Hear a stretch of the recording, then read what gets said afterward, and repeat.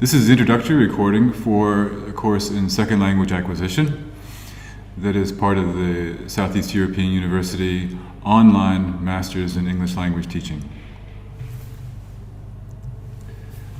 My name is Henry Dixon. I'm the instructor on this course. This is my picture, and this is some information about me. I've taught this course for several years, but this is the first time that I've had the opportunity to deliver this course online. I'm very excited.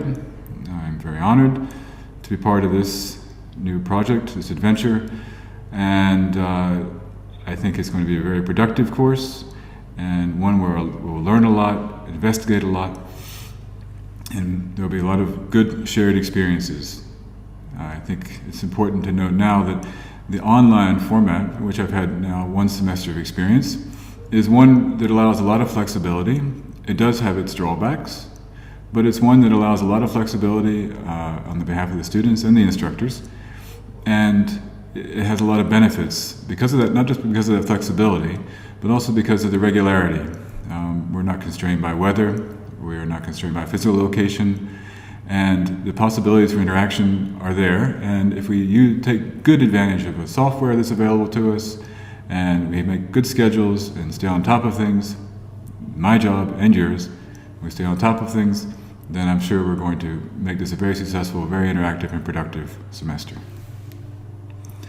Now my information is here, my email address, which you obviously should use whenever you need to contact me about something. It's if you have time. Also I have my Skype username there.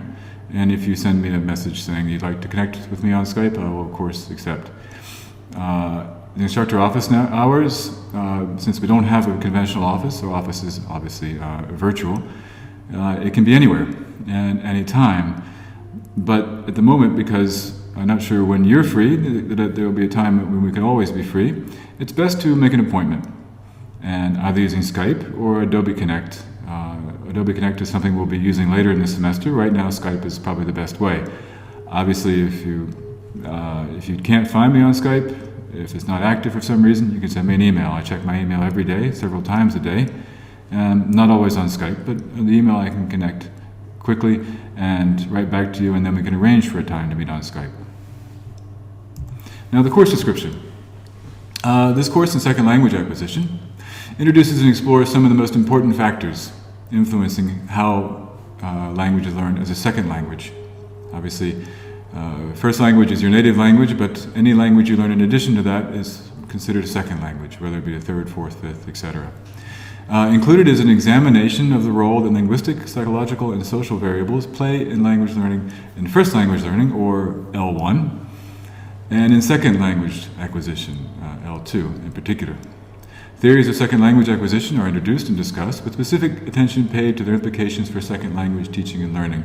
I'd like to emphasize that point because obviously language acquisition, linguistics, is a very specific field, and there's a lot of theory and a lot of data collection, etc., and research, but we're coming to this as language teachers. I have a language teaching background, as I imagine most of you do too. I'm currently a language teacher. I teach language as well as teaching theory, and I believe all of you are language teachers at the moment, or have been or will be in the future. And our main concern is how best to deliver the material to our students, how best to increase their learning possibilities and their success. So everything we look at in this course, we will look at from the point of view of not just the theoretical aspects of language acquisition, but their implications, their usefulness to us as language teachers. The course objectives. By the end of this course, participants should be able to discuss different theoretical perspectives regarding processes of first and second language acquisition and learning, discuss similarities and differences between processes of first and second language acquisition, discuss the role that individual, social, and contextual variables play in language acquisition and learning, and to reflect on the implications of second language acquisition research for second language classrooms and instructed language learning settings.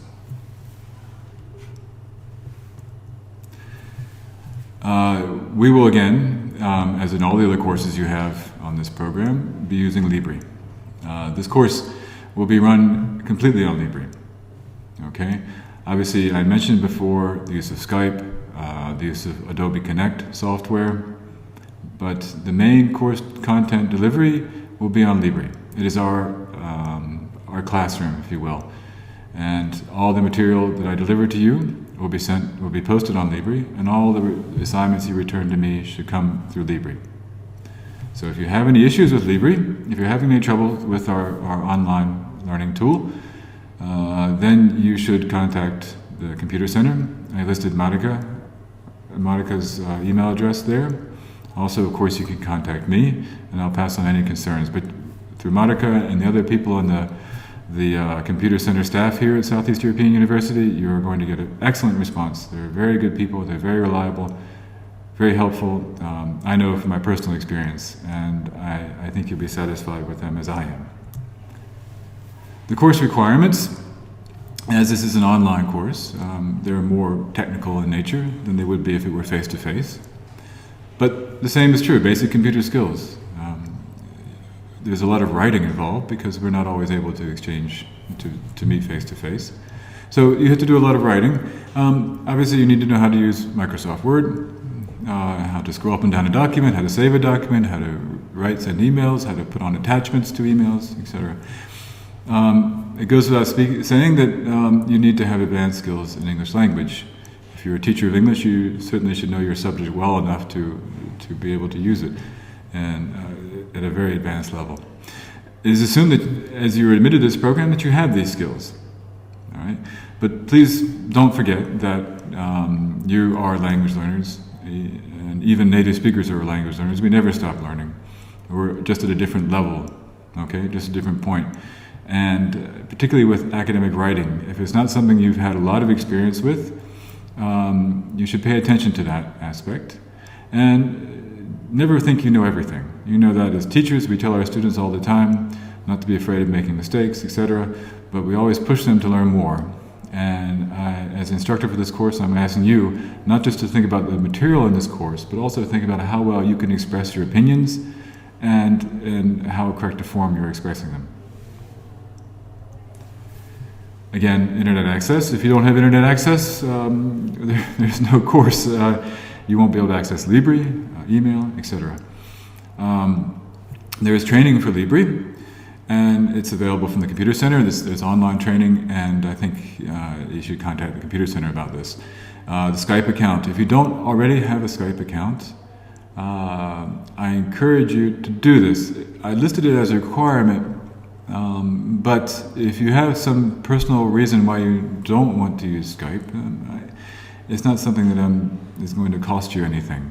Okay, it's better to use Skype, to have access to it, but it's not absolutely essential, even though I've listed it as a course requirement. Adobe Connect, however, is one we will use, and with Adobe Connect, I'll be informing you more about that later, but with Adobe Connect, you don't have to have an account. It's not software you install, it's done online. Again, with internet access, you can access Adobe Connect, and so there's nothing you have to sign up for, in other words. There are passwords involved, but it's simply to access the material that we've posted online. Now, the course schedule. This course is divided into 9 different modules, and you'll see the modules roughly correspond to each topic area. The first is the syllabus week, which is where we are now. Then we'll gradually build up and build momentum, if you will. And we'll be looking at some of the key terminology involved in the courses. Next, we'll be looking at blogging and discussion forums. A lot of our interactivity in the course comes through using blogs and using discussion forums on Libri. Next, we'll move to first language acquisition. Now, you'll see that, for example, now Module 4, it's divided into 2 parts. This is roughly 2 weeks. Okay, so generally what will happen is in the first week, I'll send you a set of readings, and you should cover that reading in the first week, and then the second week we'll have a discussion. There'll be more interaction between us concerning those readings. So it's very important that in the first week of the module you cover the material, so that in the second week you are able to discuss it and not to fall behind. Now, we will talk about first language acquisition because it has a great influence on second language acquisition theory, and it's relevant to us as teachers for that reason. And then we'll go on to second language acquisition introduction, next to the factors that affect language acquisition. Factors, for example, from personality to age to aptitude, etc. Then we'll be looking more specifically at what's happening in the classroom. We'll look at learner language. Basically, I've written communicative competence here. We'll be discussing that in more detail later, obviously, but we're looking at the kind of language that learners use and how we can evaluate that language to make determinations about their level of competence, how to look at their language and how to know, how to understand how that reflects their proficiency at that point. And then looking at observing instructor language acquisition. Now this will be looking more at actually what happens in the classroom and how that reflects application of second language acquisition theory. And that's the last major topic we'll cover. Embedded in all of these, there's some other topics we'll be discussing. So, but these are the major areas. And Module 9 is focused on the final exam. And the final exam will be one, obviously, that you will do at home on your own. But as you'll see, what's written here is review and student proposals. I would like, at the end of the course, for you to have some input into what you think is important to have on the exam. In other words, what you think is important to remember from the course. Okay, so obviously I'll make the decision about what actually goes into the exam, but I'd like to get feedback from students as to what they think was important for the course, for them as teachers, and what they would like to take away from the course. Now the assessment and grading, you'll be evaluated according to the following criteria. Online participation, discussion in forums, and blogging is 25%. Okay, homework is 30%. You have one web quest. I'll tell you more details about that later. And the final exam is 30%. And then you see on the other side the grading scale, which is dictated to us by the university. Finally, a bit more detail about what you'll see during each learning module. I've written here that there are 7 learning modules. In fact, there are 9. But the first 2 learning modules are not content-oriented, and they will be oriented only to the syllabus itself and to blogging and discussion forums. So actually there are 7 content modules. Each module has a learning guide, and that learning guide will tell you what you need to do to complete the module. So anytime you go to a new module, you should first open the learning guide and start there. And it will tell you what to do next, and everything is contained there. So that is your introduction to the module and your instructions for that module. For most modules, you'll have a Dropbox where you need to submit assignments. Okay, and they're usually done. You should be due before the start of the next module. With longer assignments, you may have more time, but generally speaking, the assignment for that module should be finished by the end of that module, so in a 2-week period. Reading assignments, links to modules, presentations, and details for discussion forums and blogs for each module will be posted on Libri at the start of each module. Okay, so as I mentioned, the reading assignments will be done during the first week. And all the presentations, for example, the presentations you're watching and listening to now, other presentations like this the links will be listed on Libri and for each module. And the details of discussion forums and the blog assignments for that module. Now more detail about interaction online. You have, as I've mentioned several times now, discussion forums. Now these forums we will have they'll take place during the second week of every module, and they'll relate to the readings and the presentation. Okay, so they're related to the content of that module. For the blogs, you will have several blog assignments as well.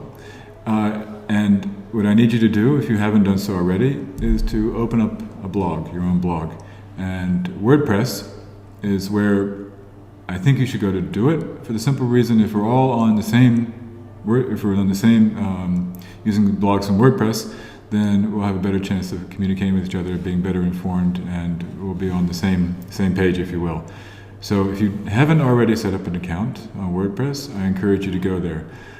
I will be sending details for how to do this and for tutorials on setting up your blog and customizing your blog during the next module. Now, of course, you have certain responsibilities. Just like attendance in class, you have to be attentive to online issues. You will have 1 week to respond and comment on the readings and discussion forums. As I mentioned before, the first week is the reading, the second week the second week of that module, second part of that module will be discussion. Now you can work at your own pace during the week, but please don't wait till the last minute to send comments. Because if you wait till the last minute and send all your comments, then I and the other members on the course, the participants in this course, your classmates, won't have time to respond. So it's good when the discussion forum starts to have your ideas ready and to, as soon as possible, put up a comment so that people have a chance to not just to put up their comments, but also respond to yours. Read the learning guide in each week's folder so you know what you're expected to do for that week. And please follow formatting and style guidelines on Libri. Now, getting instructor feedback is something that's very important, obviously, and since you're not going to see me face-to-face very often, it's important that we have a regular routine so you know what to expect. Feedback will be given in a timely manner, usually 2 weeks after submission, according to the pre-advertised grading criteria, which is clearly stated in the syllabus. Okay? In fact, the grading criteria is stated in the syllabus, but for each assignment there is a separate rubric, and that rubric will, depending on the assignment, will be known to you before you do the assignment, in some cases after, but for each grade that you get on the course, you will be able to understand why you received that grade. Okay? Please feel free to contact me via email or Skype if you have any questions or any issue. I think that goes without saying.